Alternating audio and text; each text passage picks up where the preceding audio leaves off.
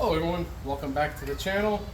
Today we are going to split the cases on this 03 with the transmission issue as seen in the previous hayabusa repair videos. Forgive me, I got kids screaming in the background, so it's a nice day, it's Sunday, nothing I could do about it. Most of that screaming is probably going to be me. But anyway, we took the bolts out of the top of the cases, so just like last time I used the same box to pinpoint where, or actually accurately put where the actual bolts go, because I'm old, I'm gonna forget. It's a good idea to do this, because who knows how long these projects will sit for, and my memory's not good enough as it is, so this is always a good idea to do it. And now we'll do it on the bottom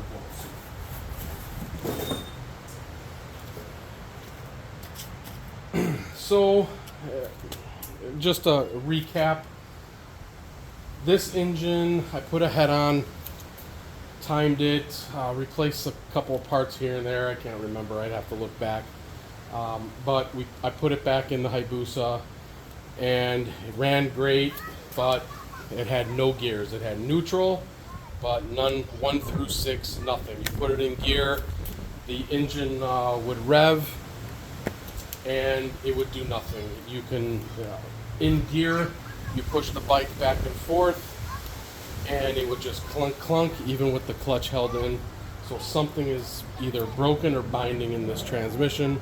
Hopefully we can fix it cheap and get this engine sold, because the Hayabusa is now listed with the 07 motor, so we'll see if it doesn't go anywhere, if it doesn't sell quickly, then we'll keep that as a future project, because I can't let it go for cheaper than what I have it listed, because I'm already losing quite a bit. So I'm hoping to make up the difference with the repair of this engine and the sale of this engine. So hopefully we can keep the repairs down on this one. It's already got a head on it, so I think I already have $400 or $500 into this engine already. So hopefully if we can keep it down to $500 or less, we can make a profit. The motor should go for $1,800. Probably get 2, but the cases aren't really nice, because the clutch basket blew up on this, and the inside of the case is a little rough. So $1,800, best case scenario. Worst case scenario, maybe $1,600. So let's move on and get this case split. I still have the counterbalance shaft in there. The engine is at top dead center. I wanted to show you guys this counterbalancer. So there's the counterbalancer. There is the timing mark, and it lines up with this mark at top dead center, number 1 cylinder. So that's where you want it in time. That's how you actually time it. But what the problem I had on the 07 engine is, here is the adjuster. So this gear, or this shaft is cammed.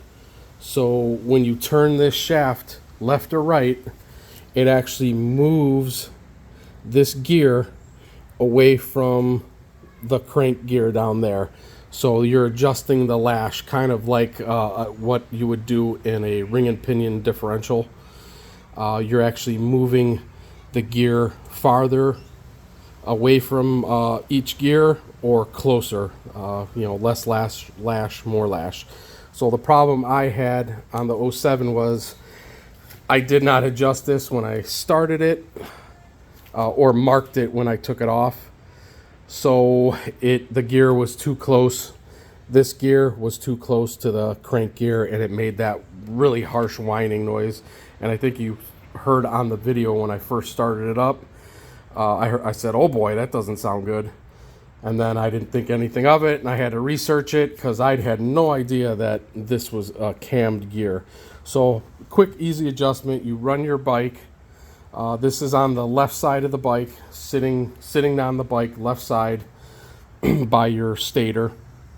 And you just pull that one left side fairing off if you need to do this yourself. If your bike is having that whining noise. Loosen this Allen bolt, and then you're able to turn this cam shaft. It's like a shaft that is oblong. So as you turn it, it moves the gear farther away or closer. So you turn it pretty much toward the gear, which would this is upside down. So turn it toward the gear, it would make more noise. You turn it away, it makes less noise. And then you can actually turn that shaft till the noise is gone, and then you lock the Allen in, and it's done. So it doesn't have anything to do with this timing mark. It's just the lash of the gear, the actual counterbalancer gear with the crank gear. Thought I'd show you guys that because I think there was only like one video on it. All right, so let's I'm gonna get some air tools because this is gonna take forever. To be continued. I'll be right back.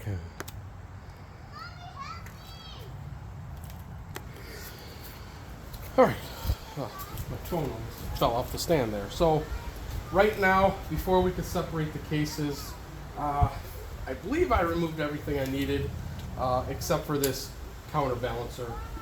We have to remove it because there is an 8mm bolt hiding behind there, and it's you can't get to it, you can barely see it, and it will stump you as you're trying to split the cases. Why on earth the cases are not coming apart? One tiny little 8mm bolt.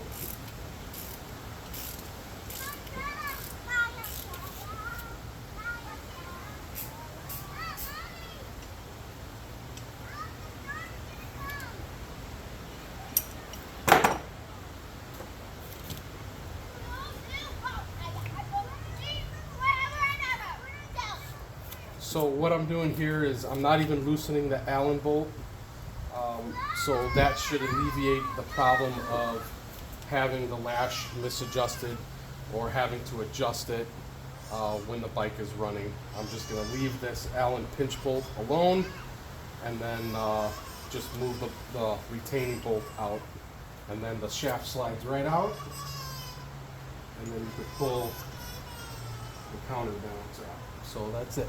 There is a shim there, don't forget it. There's a shim on the other side. Put this back in and don't drop it. And then we'll put this on the side next to the rest of the parts that are scattered off the table. Okay.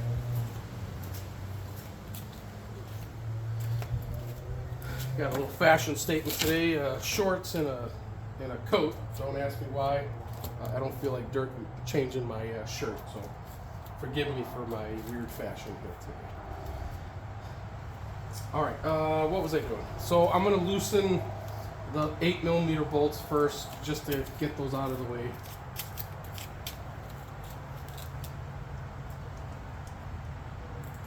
And then I'll zip off. I think they're 12mm, I'm not sure. Yeah, 12, and then I'll zip off the other 12mm bolts with the gun.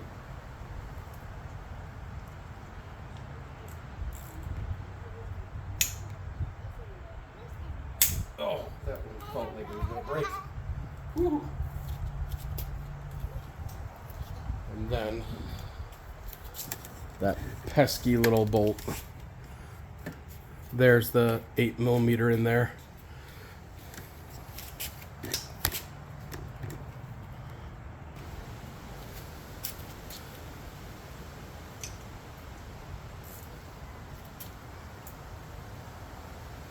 Oh my God, what did somebody tighten these down to 30 foot-pounds? It's just an 8mm bolt.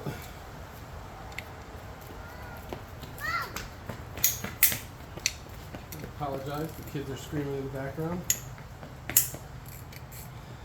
Hey, at least it's the kids and not me. 8 mil. I think I loosened all the 8 mils I can see. All right. Let's move on. Where'd she go?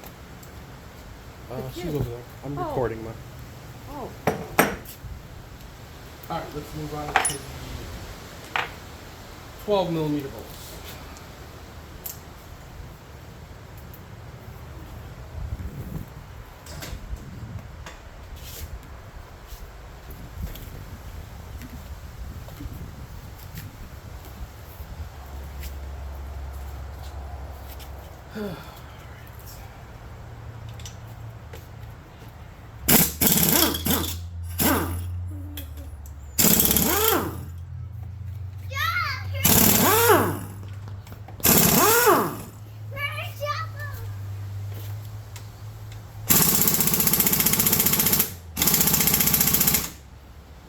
Wow.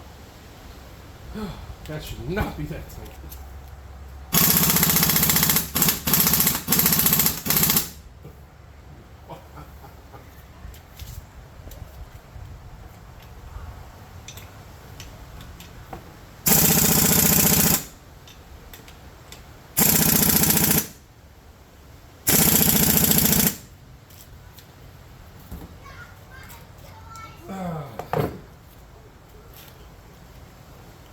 That's strange. I mean, unless my air gun's getting weaker.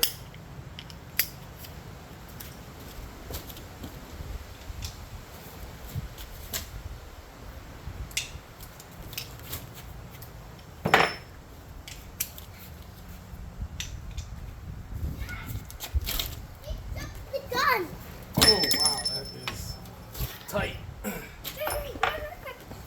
gonna need the big breaker bar.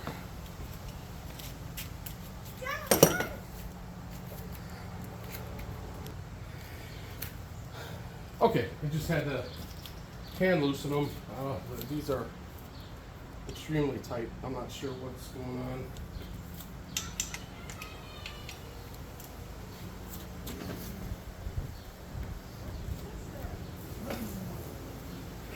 Wow, I don't know. It just feels like they're gonna break.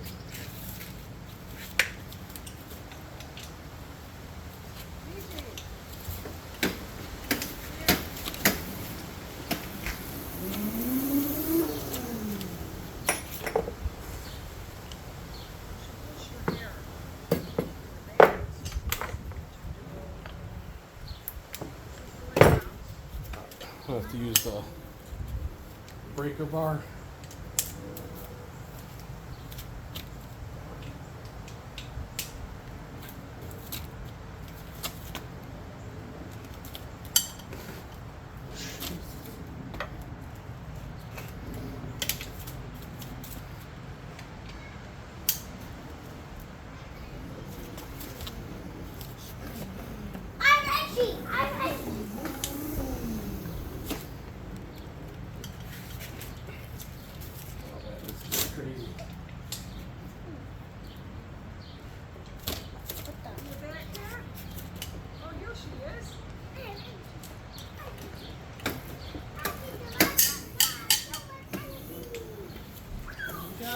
Yep. Okay, I'm recording, but thank you. All right, all the bolts are out. They're labeled on the box. Now let's split these cases.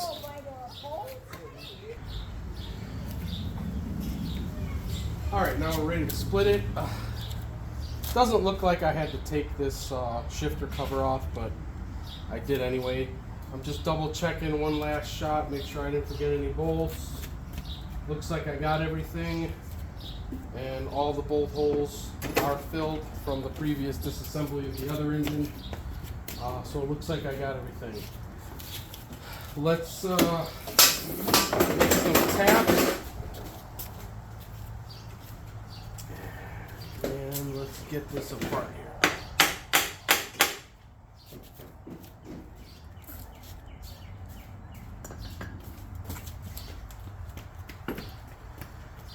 I forgot the EGR. Let me take the EGR bolts out.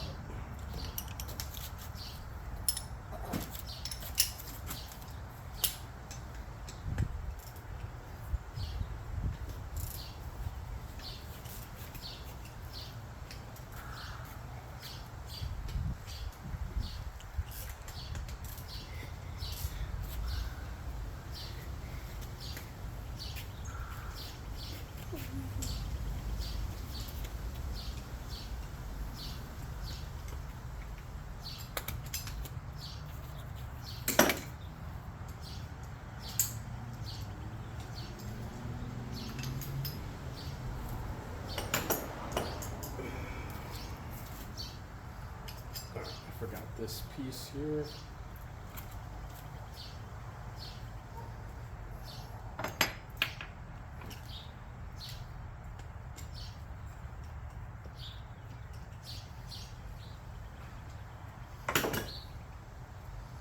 Let's move it out of the way.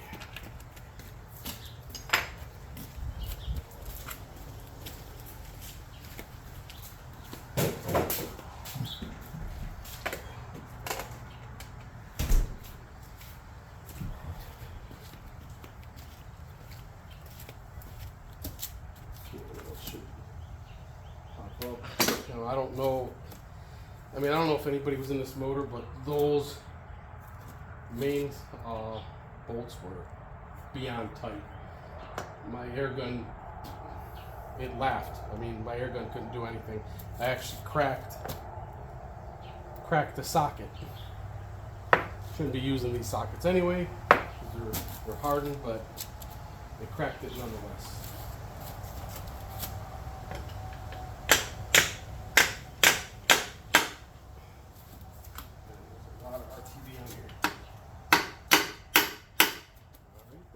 Loose. I think that's it.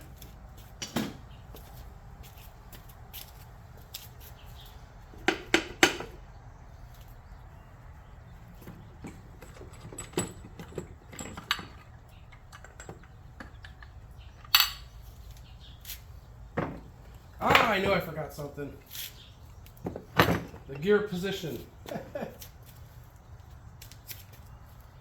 think that's the little tiny Allen.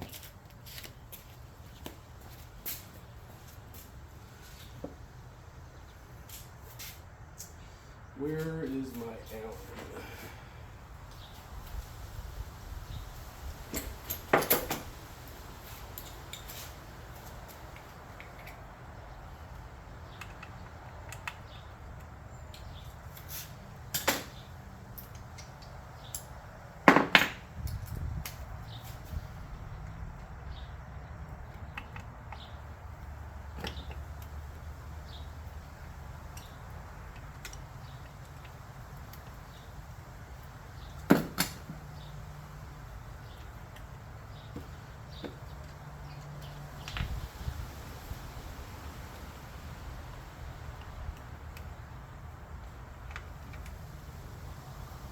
Now I do remember there was a spring in here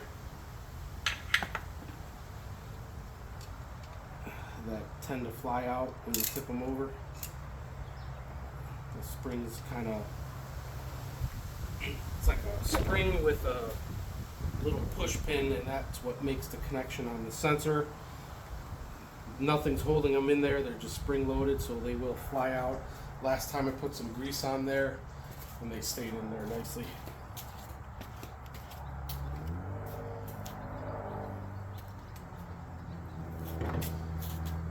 Alright, so there is the transmission.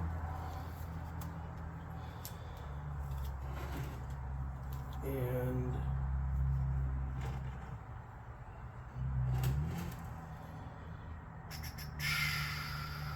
there's the shift forks. This looks like second gear fork. You know, it's a little worn, same as the last engine, but I don't see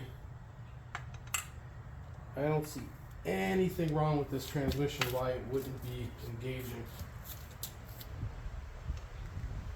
I mean, this transmission looks great. Nothing, no damaged gears.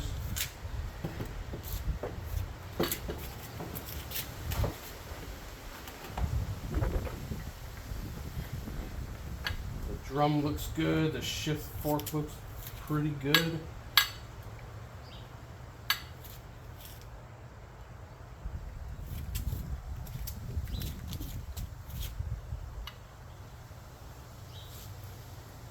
None of them look bent or anything.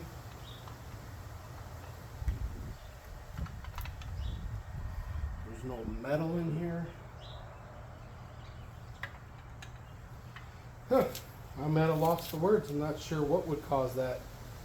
Unless my issue is Unless my issue, I said it again, Jesus. Unless my issue is the clutch basket with the modified slipper clutch. I guess that's what that piece is called. So this one was welded. So something is definitely going on here with the clutch side. Because this transmission is perfect. There's nothing wrong with it.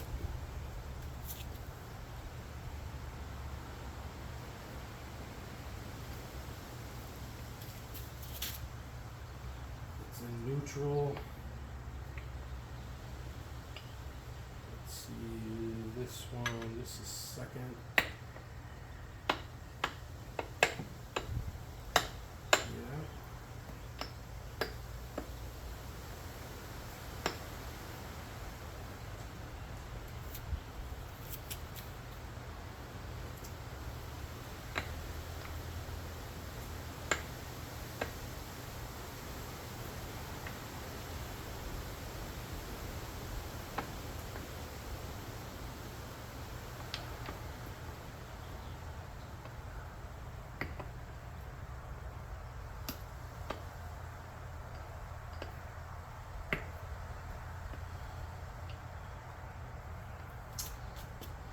I don't see anything wrong with it, so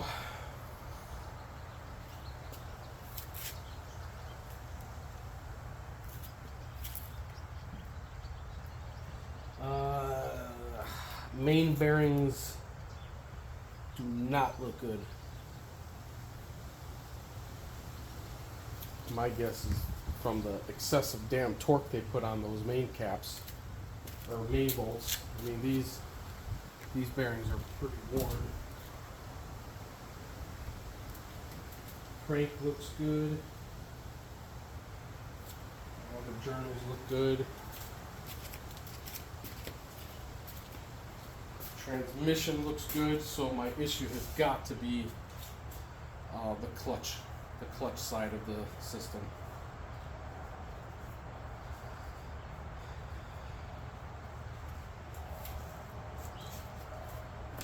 All right, so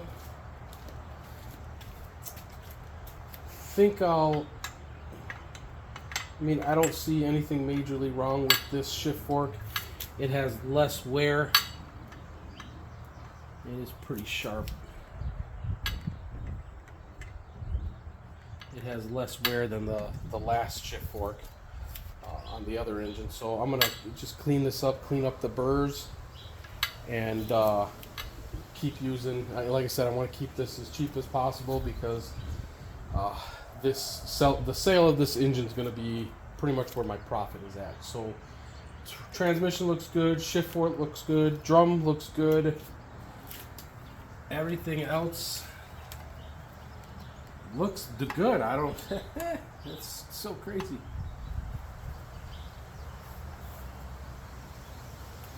It's in neutral. Everything is there.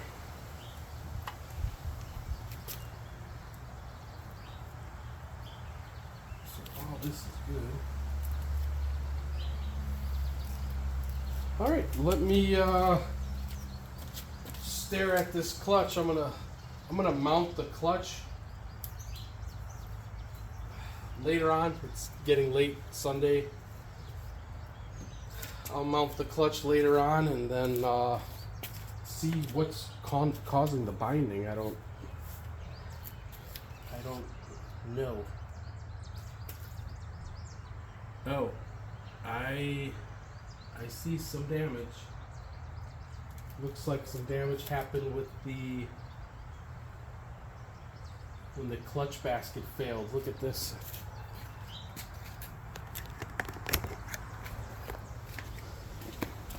But this engine did run. It had 175 psi. I don't know. Maybe you could see it. You see down in there? There's some big chunk of the cylinder. Looks like it broke off when the clutch basket blew. Somebody was definitely in here because they may have replaced the... Well, definitely didn't replace the cylinder. They may have had to replace that one piston. Because, nope, they didn't replace it. There's gouges on that piston. You could see in there. So that clutch basket, original clutch basket exploded. I mean, you could see all the damage it did to the inside of this case. And that cylinder. I don't know if this is going to be saleable, I should say. I don't feel comfortable selling an engine like that. I may have no choice but to strip this one down for parts and sell the individual parts. I know for sure I can get $450 to $500 just for the transmission, because there was one on eBay I was watching, and it was listed at $475 or $450 or something like that, and it sold. So let me know what you think. I don't see anything wrong with this transmission. I mean, if you guys see anything wrong with it, let me know. All the gears are fine. There's nothing broken. All the dogs are there. No damage to the dogs. This transmission looks really, really good. Just shy of that one cylinder sleeve being broken off. I don't see any other issue besides the clutch side of it. So that'll be my next diagnosis. I'll put the clutch basket on and everything and see why it's locking up, because this thing was locked up. No matter what gear you put it in, it did not matter. The bike would go forward and backward only like a foot, and you'd hear a clunk clunk. You put it in gear and you let go the clutch, and the engine just revved, and that was it. It did nothing. All right, so appreciate all who've watched. I know this hayabusa videos have gone for a very long time, but you know, I would appreciate if you like and subscribe, share, do whatever you have to do. I would really like to start making more videos, but I need your help to do so. You know, money is tight right now. I'm working to support my family and this YouTube as well. So everything you see here is out of my own pocket. You know, nobody's paying for that. I don't have sponsors. Heck, I don't even have somebody to edit the video or hold the camera. It's just me and myself and I. But I do appreciate you guys watching. I'll see you next time. Thanks.